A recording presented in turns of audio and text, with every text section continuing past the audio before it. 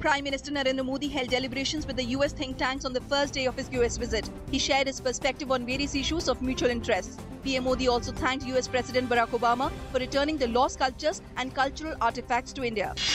In a friendly gesture, the United States had handed over 200 cultural artifacts, estimated at $100 million, dating back to the Pratihara period between 7th to 11th century to Prime Minister Narendra Modi. A couple of them were stolen from a temple ruin at Atru in Baran district of Rajasthan.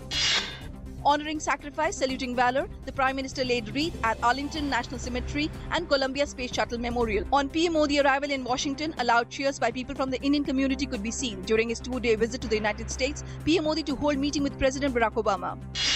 Holy month of Ramzan begins from today across the nation, a time marked by intense prayer and dawn to dusk fasting. Prime Minister Narendra Modi conveyed his greetings to the Muslim community as the holy month begins. In a special gesture to mark the start of the special month of Ramadan, the government of Qatar has released 23 Indian prisoners who will return home to India. PM Modi in a tweet expressed his deepest gratitude to the Emir of Qatar for the gesture. Supreme Court to give an urgent hearing today on a plea seeking CBI probe into Mathura clashes in Uttar Pradesh. UP government transferred the DM and SSP of Mathura in the aftermath of Jawahar Bagh incident, which left 29 persons including 2 police officers dead.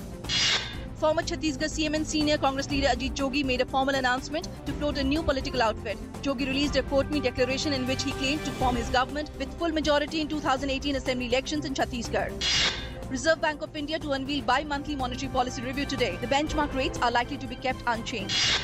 Pickup in GDP growth and better clarity in FDI regulations have helped India to achieve a second ranking among 30 developing countries this year on ease of doing business. Last year, India was at 15th position. This was revealed in 2016 Global Retail Development Index.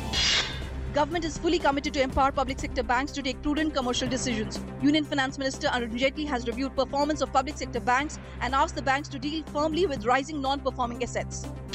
Special NIA court has rejected the bail plea of 4 accused in 2006 Malegaon blast case, observing that prima facie evidence collected by the NIA proves their involvement in the case. Manohar Narwadia, Rajendra Chaudhary, Dhan Singh and Lokesh Sharma are the accused booked by the NIA for the Malegaon blast in 2006, which killed 31 people and injured 312. ED has slapped show cause notice for alleged FEMA violations to the tune of Rs 1200 crore against MS Davis Multimedia and others in Antrix Davis. According to ED, Davis Multimedia received investments worth $131.44 million between May 2006 and June 2010. Wild weather which smashed into Australia's east coast and whipped up giant waves on Sydney beaches has left at least 3 people dead and others missing as the cleanup began. A combination of rain, wind and wave action had created the conditions. Hillary Clinton is poised to clinch the Democratic Party nomination that will make her the first ever woman presidential nominee of a major party in the US. Clinton will have enough delegates today when a multi-state primary vote will take place in 6 states, including California. She convincingly defeated her rival Bernie Sanders in 2 primaries ahead of a crucial one in California.